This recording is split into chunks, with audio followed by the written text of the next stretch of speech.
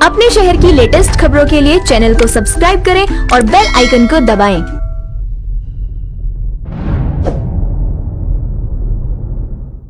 नमस्कार, आप देख रहे हैं हुंकार 24/7। बागपत विधानसभा उत्तर प्रदेश में हम लोग मौजूद हैं। हमारे साथ आज नवीन चौधरी जी मौजूद हैं, जो कि समाज सेवी हैं बागपत विधानसभा से। कुछ राजनीतिक मुद्दों को लेकर इनसे हम चर्चा करेंगे। साथ ही कोरोना की दूसरी लहर में जहां अस्पताल फेल, जहां ऑक्सीजन के लिए लोग परेशान, जहां पर स्वास्थ्य केंद्र की जो पूरा सिस्टम है पूरी तरह से डगमगा गया, ऐसे में इनकी क्या भूमिका विधानसभा के लोगों के लिए रही है, वो हम इनसे जानने का प्रयास करेंगे। तो सर, स्वागत है आपका हुंकार 24/7 में। बहुत बहुत धन्यवाद भाई जी, जय हिंद।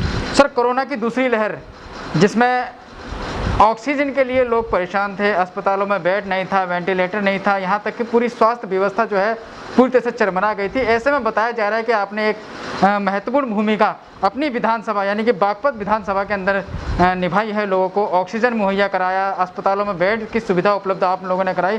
तो क्या कुछ कहना चाहेंगे सर इस बारे में? ये सच है कि अब के जो दूसरी जो कोरोना की लहर थी उसमें सबसे बड़ी समस्या जो हमारे पिछली जो पहली कोरोना की लहर थी उसमें सबसे पहले समस्या लोगों के बीच में आई थी खाने की। तो हमसे जितना हुआ था पहली लहर में हमने उतना किया था। अब के जो समस्या आई वो अजीब ही समस्या थी, जिसको लेके ऑक्सीजन की थी। तो हमने अपने विधायक जी योगेश धामा है या योगेश धामा जी हमारे बागपत विधानसभा है, या हमारे बड़े भाई हैं नंदकिशोर गुर्जर जी या कपिल चौधरी हैं, इनसे इनकी मदद लेके हमने अपनी जो व्यापार मंडल है, हमारा जो संगठन है, उससे लेके ग्राम पाठशाला जुड़ से जितने भी हमने किसी भी संस्था से लेके जितनी भी हमने लोगों की मदद करने की कोशिश करी, वो ऑक्सीजन सिलेंडर पहुंचाने की, उन्हें बेड मुहैया कराने की, उन्हें मेडिसिन दिलाने की कोशिश की है। तो नवीन चौधरी जी, बताया जा रहा है कि आपने जो विधानसभा है, लोनी विधानसभा और बागपत विधानसभा, इन दोनों में लॉकडाउन के दौरान जब ऑक्सीजन की किल्लत देखने को मिल रही थी कोरोना महामारी के दौरान, तो ऐसे में आपने पेड़ पौधों के लिए भी एक मुहिम चलाई थी। तो ऐसे में काफ़ी ज़्यादा पेड़ अधिक संख्या में आपने लगाए थे। तो कहाँ कौन कौन से गांव इसमें सम्मिलित जहाँ पे पेड़ पौधे आपने लगाए थे, उसके बारे में ज़रा बताइए। हमने जो पेड़ पौधे लगाए थे वो 11,000 पेड़ पौधे लगाए हैं, और जुलाई में भी हम पेड़ पौधे और लगाएंगे। ये नहीं कि हमने स्थिर कर दिया ये। और ये इस चीज़ को जो हम लेके चले थे वो ये लेके चले थे कि भाई ये अस्थायी रूप से ही ख़त्म हो जाए समस्या ऑक्सीजन की। क्योंकि अब आपने भी देखा होगा कि पेड़ों की कटाई ज़्यादा हो रही है, कोई पेड़ नहीं लगाता। अगर मान लें पर्यावरण को स्वच्छ रखना है, उसको ज़िंदा रखना है, तो प्रकृति को ज़िंदा रखना पड़ेगा। हमने और हमारी टीम ने 11,000 पेड़ लगाए, और उसमें हमने लोनी विधानसभा में, जहाँ के विधायक हमारे बड़े भाई नंदकिशोर गुर्जर हैं, और बागपत विधानसभा क्षेत्र में ज़्यादा से ज़्यादा पेड़ लगाए, जहाँ के विधायक हमारे बड़े भाई योगेश धामा जी हैं। उनका भी मुझे बहुत प्रोत्साहन मिला है। हमारे कपिल चौधरी हैं, बड़े भाई हैं, उनका भी बहुत प्रोत्साहन मिला है। और मैं सबका तहे दिल से उन सभी टीमों का धन्यवाद करना चाहता हूँ जिन्होंने मेरे साथ वृक्ष लगाने में मेरी मदद की है। और यही नहीं है कि हम उनका देख रखाव नहीं कर रहे हैं। जितने भी हमने पेड़ पौधे लगाए हैं उन्हें वृक्ष बनाने की हमारी तैयारी है। तो मैं उन सबसे अनुरोध करना चाहता हूँ सभी टीमों से जिन्होंने वृक्ष लगाए हैं कि उनमें खाद पानी की व्यवस्था भी बनाए रखें।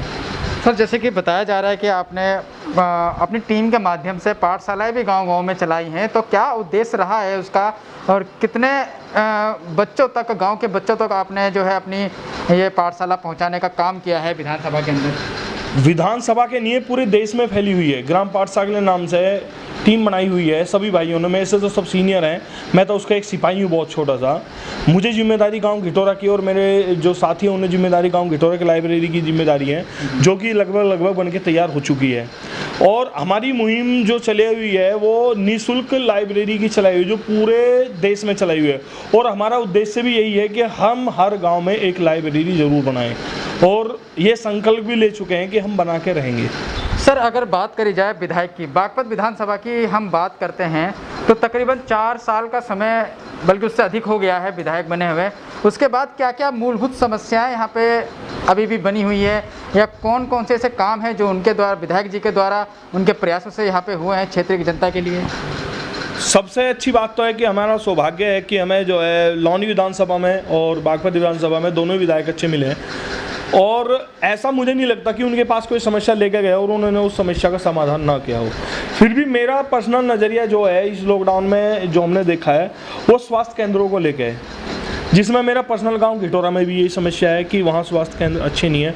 और ग्रामीण क्षेत्र में तो मैं किसी भी गांव को लेकर चलता हूँ तो मेरी विधायक जी से यही विनती है, यही अनुरोध है कि इन दोनों मुद्दों पे ध्यान दिया जाए। सबसे बड़ी लाइट की तो समस्या लगभग सॉल्व है, और ये स्वास्थ्य केंद्र की समस्या तो अभी जैसी की तैसी बनी हुई है, इस पर कम से कम वो प्रकाश डालें अपनी, और इनको सुदृढ़ करें, इनको मजबूत करें जो कि इस टाइम अटके हुए हैं।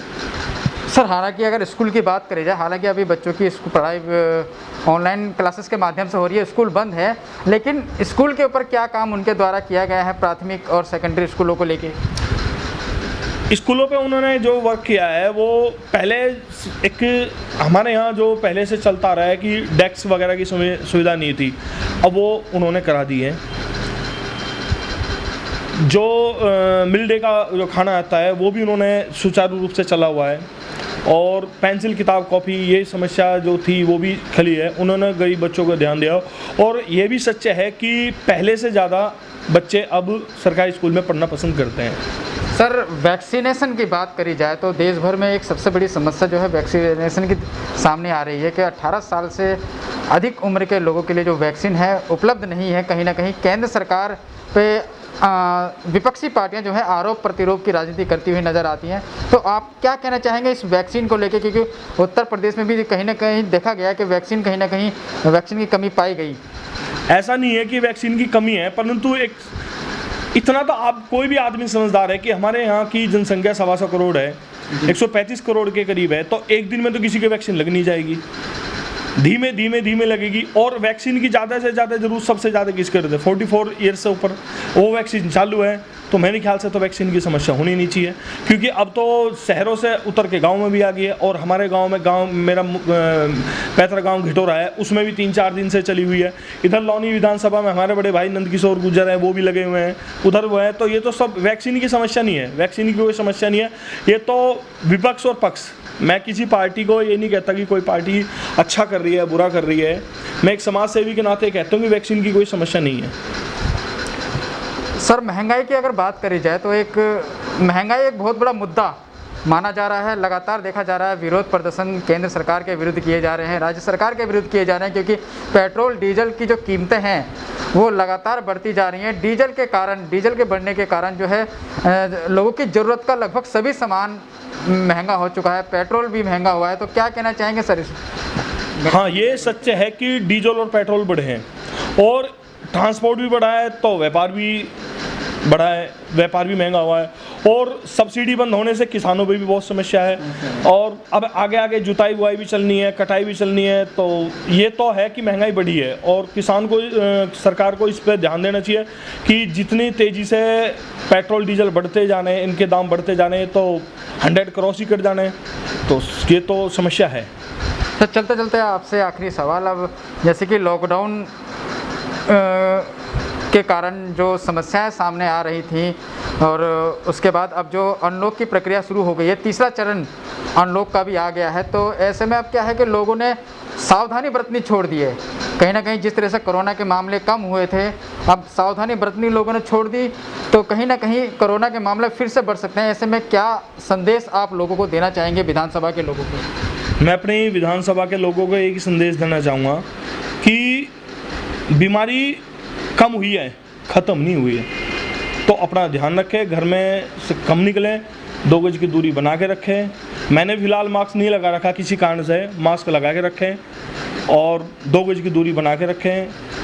जय हिंद, जय भारत, वंदे मातरम। तो ये से हमारे साथ नवीन चौधरी जी, जो कि समाज सेवी हैं, काफ़ी अच्छा काम इन्होंने लॉकडाउन के पहले चरण में और लॉकडाउन की दूसरी लहर में भी जो है सबसे महत्वपूर्ण भूमिका निभाई है, लोगों को तक ऑक्सीजन पहुंचाकर, जो काफ़ी सराहनीय काम है इनका, ऐसा माना जा रहा है।